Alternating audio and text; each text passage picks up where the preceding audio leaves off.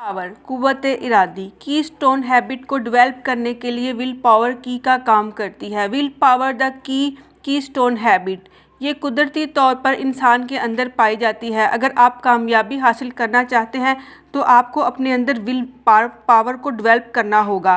Will power कोई भी habit develop करने में बहुत इम्पोर्टेंट काम रखती है, चाहे स्टडी हो, चाहे जिम एक्सरसाइज हो, चाहे कैश मैनेजमेंट हो।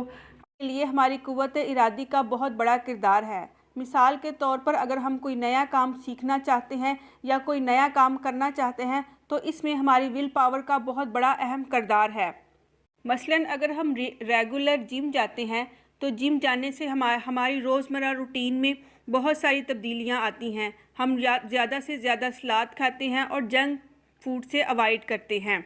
ये सब उस वक़्त ही होता है जब हमारी विल पावर स्ट्रॉन्ग होती है।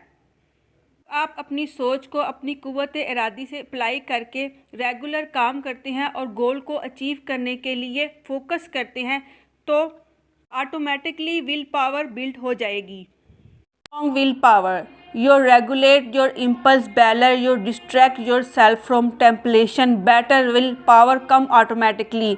आपकी विल पावर ही आपको दिमागी और जिस्मानी तौर पर ताकतवर बनाती है। मुझे उम्मीद है कि आपको मेरी वीडियो पसंद आई होगी। ऐसी मज़ीद वीडियोस के लिए मेरे चैनल को लाइक और सब्सक्राइब ज़रूर करें।